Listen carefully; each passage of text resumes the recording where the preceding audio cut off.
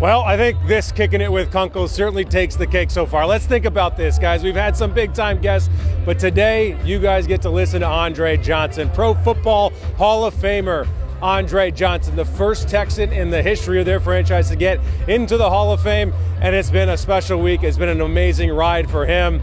I talked to him, let's say, about a month or two before he knew he was getting into the Hall of Fame, and I asked him what it would mean for him to get into the Hall, and of course he said it would be special. It's the pinnacle. It's the apex of a player's career. And I also asked him what was his elevator pitch to anybody asking why he should be in the Hall of Fame, as if watching the tape wasn't obvious enough. He said, well, look what I did on my team with the players. I didn't have any other Hall of Famers on my roster. It was frankly a very honest answer. It was a truth-based answer.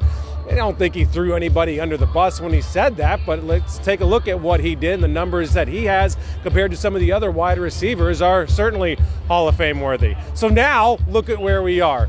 We are at the Hall of Fame. He's going to be inducted on Saturday. He's going to be introduced by Gary Kubiak, his former head coach. He said that this is the biggest honor of his life to be asked to introduce Andre Johnson before he gives his speech. So now I talked to Andre a couple months before, and then fast forward, as soon as he got inducted, I talked to him, and I asked him, like, how special of a moment is this? And then he started talking about everybody else, how much this means to his mom, how much this means to his teammates and the people around him, and the fact that what they did to get him into the Hall of Fame. But he still was kind of mum on the whole thing. Like, he didn't say how special it really truly was, and he wasn't really emotional about it. And then I talked to him about a month before he was going to be inducted into the Hall, and he was kind of at the same point. He recognized that it was getting a little bit more real, but still hadn't hit him. I mean, this guy was cool as a cucumber throughout the entire process. And then I asked him about the week of the enshrinement. We sat down in Cal and Hannah's owner's box, which is, you're about to see this interview. This is when he really started opening up. This is when he really started to express how much it meant to him and how much it meant to his family and the people around him. And then finally, just after that interview took place, we were at the Astros game for Andre Johnson night. He threw out the first pitch. You had Bun B there. You had the McNairs there. You had 50 Cent there. You had Adrian Peterson there. Terrell Owens, another Hall of Famer.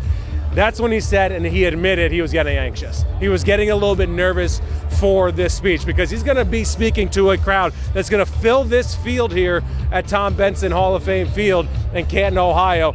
And it's going to be something that he's never really done before. Not just the Hall of Fame speech, of course, but talk to a huge audience. He's not the most outgoing, verbose guy. That's why that fight with Cortland Finnegan was so out of character and people were shocked. So here's our conversation that we sat down in the McNair suite and how much this means to him and who he thinks should also be in the Hall of Fame. I'll give you guys a little bit of a hint, and that's Steve Smith Sr. So welcome to Kickin' with Kunkel this week. I hope you guys enjoy this awesome sit down with a Hall of Famer.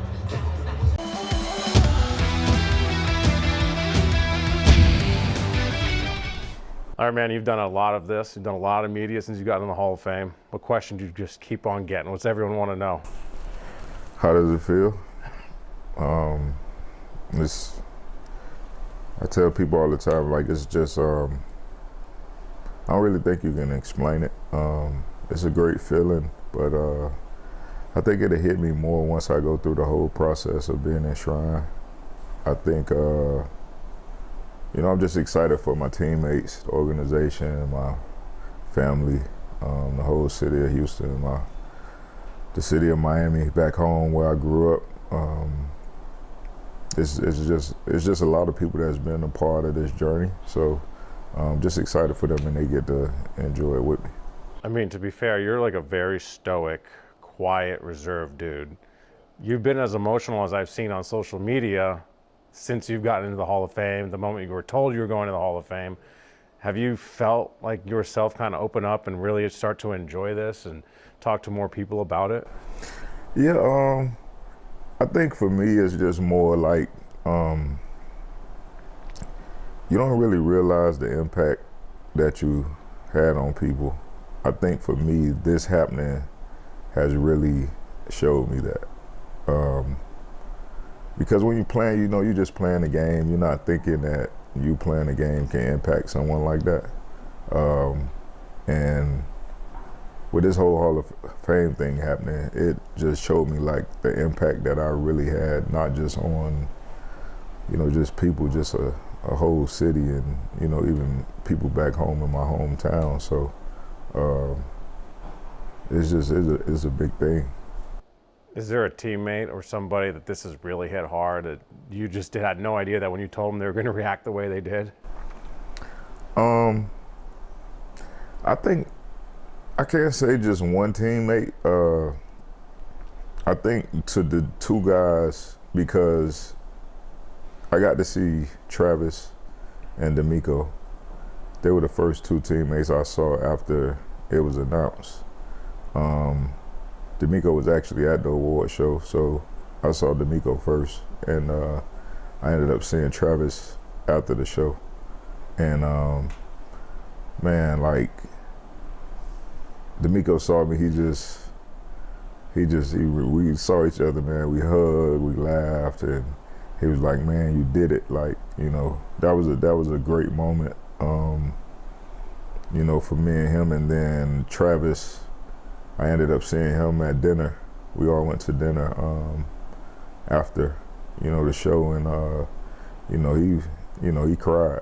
He was super, super excited. So I would say those the two guys, because they were the first two guys I saw. But I've got calls from other teammates. Andy Kalu even said he cried. So it's affected a lot of people. How's it affected you? Because when you were playing, I'm sure you weren't really thinking about the Hall of Fame. You were thinking game to game, and then you get done, and then you're like, all right, maybe, and then it doesn't happen for a long time. Then all of a sudden it happens. Like, for you, how's this process unfolded for you, particularly just emotionally of, I want to get in, maybe I won't get in, I'm not going to expect to get in, and forget about it? I never had that approach about it. I always said it'll happen. It's just when it happens, it'll happen. I never, every time it came around and I was a finalist, even the first year I was eligible for it and I made the finalist list, I was like, okay, I'll get in, but it's just a matter of time. So I never was angry about it. I never. Were you hurt? Like, what? You got to be disappointed? I wasn't hurt. I never, like, even when they would call me, I remember the first 2 years I was eligible, and they called me and they tell me I didn't make it. And I would just be like, hey man, thank you. I, really appreciate it. I'm grateful to even be a finalist. So, and it was funny because they would be like, man, I wish more guys had your attitude about it. But I just never really, I never really stressed about it, to be honest. I just, I knew I would get in. I was just like, when it's meant to happen, it'll happen. And that was just my approach. So I will say this time was probably the most confident I was about making it. The first time I was just like, nah, I don't think I'll get in. Because you look at the guys who are finalists, so sometimes you can see like, okay, this guy, first ballot guy, like, so the second time I was kind of like iffy. I was just kind of like, it's possible, but I don't know. So this time I was just like, I remember I was at the Rockets game with Cal and Hannah, and Cal had asked me that night, he was like, do you think you will get in this year? I was like, this is probably the most confident I think I really got a shot this year. And I ended up getting a knock the next day. And he knew, right? He already knew, yeah. Have you had any conversations with Steve Smith? I've gotten to know Steve over the years when I was in Carolina. I know he wants to get in. I know his fan base wants him to get in, and I think he's deserving. What kind of conversations have you guys had over the years of just this process? We never really talked about Hall of Fame, to be honest. I got to sit down with Steve at a basketball game, at a Rockets game one day. He was here calling the game, and we actually ended up running into each other at the Rockets game, and we sat in the lounge and we talked for a long time. And we just talked about how we admire each other's game. Like, Steve was, to me, probably besides Hines Ward, like for like smaller guys, Steve was probably the toughest guy. Like he played like he was 6'4", 6'5", like, and I always admired that about him because I was like, man, this man is a real dog. Like he used to go out there and he would lay it all out on the field. He didn't care who it was, like, and I always admired that about him. He was always like one of my favorite guys to watch. And we just sat there and he talked about how he admired my game and, you know, he appreciated the way I played the game. So when we've been around each other, that's kind of like what we talk about. We never really talked about the Hall of Fame or anything like that, but he's very deserving of going into the Hall of Fame. I know he'll get in at some point. When you kind of look at the field of going in this weekend, when this airs, who are you most excited to listen to talk?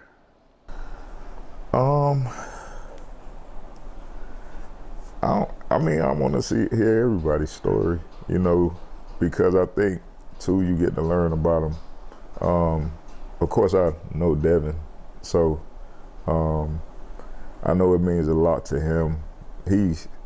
Devin's funny, man. He would call me every year because we were eligible at the same time, so he would call me every year.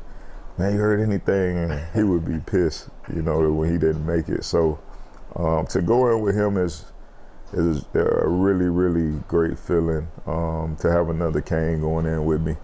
But I want to hear everybody's story. I want to hear everybody's story and, you know, just hear about their journey because everybody's journey is different. You've been signing a lot of autographs out at camp recently, I assume. Have you been putting HOF next to your name yet? No. Are you going to? Sometimes, not all the time. What earns the HOF? I don't know, it got to be special. Let's talk about this team. How does this Texans team, I mean, because the hype is as high as it's ever been for this organization, and maybe there's a close second. How do you see this team stacking up against some of your old teams and some other Texans teams?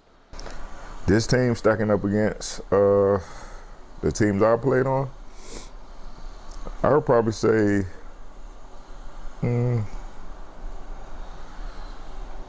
don't know. I mean, we had a couple good teams, but I mean, if you look at like just the talent they have here now, I think it's probably the best team we ever had in the history of this franchise. I actually told, we were talking yesterday at camp, and I told Hannah, I said, I probably think this is probably the most difficult cuts, you know, we'll probably ever have to make this year because the team is so, the depth that we have. So I probably say this is probably be the best team we ever had, if you look at it just from top to bottom. And the expectations are there too. I mean, depending on who you talk to, it's Super Bowl or bust. Like, you got to get at least 10, 11 wins, no doubt win the division. I've been saying that with C.J. Stroud and D'Amico and Will Anderson as your leaders, I don't think they have any problems dealing with the outside expectations because of how they lead. What do you see from those guys, and how do you think they're handling the expectations? I think they handle it very well. I've never seen two young guys in CJ and Will that, the only other guy I ever seen that came in as a rookie and lead like that was D'Amico. And so it's kind of crazy how it all kind of, you know, came together, you know, with him being his first year as a head coach, CJ first year, and Will, you know, rookies, and they came in and were such great leaders. And so you can tell, like, they don't get caught up into what's being said on the outside. Like, they main focus is what's in that locker room. And, you know, a lot of people didn't think they would make the playoffs last year. I was one of the few people who said, I remember I did an interview with Mark Vandermeer. I was on Texans radio, and he was like, what's the expectation for this year? Like, how many games? And I was like, don't be surprised. And what'd you see? Because no one saw it. Yeah, I mean, I don't know. I think because of me playing the game and then, like, just, you know, going out to practice and you just watch it, and then, you know, I'm looking at it and you can see like this kid is getting better. Like, we gotta, when you have a quarterback like that kills a lot of it. Like, you got a quarterback, he can make things happen. And for him to do what he did as a rookie, it was truly amazing. It was a great thing to watch. And I'm super excited for this upcoming season. What does CJ need to do to keep all the mouths fed? Because he's got Joe Mixon, Stephon Diggs, Tank Dell, Nico Collins, Dalton Schultz, Noah Brown if he gets in the mix. How does he keep those guys happy? And what do you talk with the wide receiver room about being wide receiver number one, or how the season unfolds? Well, everybody gonna have their day. Even when I played, some games it was Kevin Walter. I remember playing in Green Bay. Kevin went off for like 160 yards. I had 3 catches that game, but we won. So I think that's the biggest thing. Like, I think you have a bunch of guys who want to win. Even talking with Stephon, since he's been here, the guy just wants to win, and that's what it's all about. Everybody will get there. They'll be able to spread it. They'll be able to spread it around, but I just think you can't expect to go out there and have a 100-yard day every game. That's not realistic. It's not going to happen. But I think he'll be able to spread it around enough. You haven't seen your bust, have you? I saw it when they first started making it. I haven't seen the finished product. So when you see the finished product, you're up on that stage, you gonna cry? Don't lie. I don't know. I won't know until I get there and it happens. So it'll be, I'm sure it'll be emotional. I've been told it doesn't really hit you until you actually, going through it. So I'm sure it'll be emotional. I'm sure it'll be emotional for all the guys. It's the pinnacle. Like, there's nothing else you can accomplish, So I'm just ready to enjoy it with my family and friends, and the organization, the team will be there. So it'll be fun. So what does it mean for Gary Kubiak to be presenting you, and how did that come about? Well, I was just kind of so I had 3 people. It was my mom, Coach Kubiak, and Travis. Those were the 3 people I thought about being having me present me. And so I was at first I was kind of leaning more to my mom, but I was just like, I'd rather her just enjoy the festivities and, not have to worry about, being my presenter. And so then when I really thought about it, I was like, I think Coach Kubiak would be, best to present me, because he was here for most of my career. And, I just, one day I called him, and we were kind of playing phone tag a little bit. And eventually we, got on the phone, and I was just like, hey, cool, I want you to be my presenter, for the Hall of Fame. And man, he got emotional. So he was super excited though. We talked for a little bit, and he was excited because he had never had that. No player, asked him to do that. So it'll be his first time presenting someone at the Hall of Fame. So it'll be fun. I appreciate you guys sticking it through and watching that full episode with Andre Johnson here on Kicking It with Kunkel, whether you're watching on your smart TV, via the Fox Local app, or on YouTube. First of all, click, like, subscribe, comment, have a conversation. Any suggestions that anybody has for the next guest, let me know. But let's talk about Canton a little bit more on this Pro Football Hall of Fame, because it is a special place. Walking through and seeing all those busts that originated from 1963 all the way up until this weekend has been really special. And Andre Johnson's the first Texan to be enshrined into the Pro Football Hall of Fame, but he's certainly not the first Texan to be included in the Hall of Fame. There's a lot of items in there. At one point, I thought I was looking at a knee brace. In fact, I was looking at J.J. Watt's elbow brace and some of the records he set while he was wearing that. It was absolutely huge. It was one of those things that if I were to put it on my arm, I'd have to pull it as tight as humanly possible to get it to just stay on my arm. You also had C.J. Stroud's jersey. He was a rookie, but he's already in the Hall of Fame. Why? Because of that win over the Tampa Bay Buccaneers and some of the records that he set in that game, throwing for over 450 yards. He also had a passer rating that was a rookie record as well. And if it's my guess, I'd be willing to bet that C.J. Stroud will have a few more items that will be included in the Hall throughout his illustrious career, if not being inducted one day when he says he's going to call it quits. There was one precarious item. It was Will Levis of the Titans, but his helmet, when he wore that Oilers helmet in Tennessee against the Titans, that helmet is actually here enshrined in the Hall of Fame as well. So a lot of really cool items. If you guys haven't been out here, I certainly recommend it. As for future episodes here of Kicking It with Kunkel, we're going to have Toro on. You're going to meet the man underneath that mask, if you will, a little bit later, and we're also going to have some more with Andre Ware. And if you missed any of the old episodes, you got to go back and look at Cody Stutes and me and DJ Bienemy of ESPN, because those conversations going into the season, certainly a lot of fun, and we're going to have some fun going forward. Also, Draw Johnson, the quarterback's coach. This dude has an unbelievable story. Played quarterback at Texas A&M, lost his father at a very young age, was always an elite leader, and some of the lessons that he's been able to expound on C.J. Stroud have been very special as well. So please, click, like, subscribe, tell your friends about Kicking It with Kunkel. We appreciate you guys watching this episode with Andre Johnson. Kickoff here is going to take place in a little bit, so I got to say goodbye. Thank you guys. This is Kicking It with Kunkel. We'll see you next week.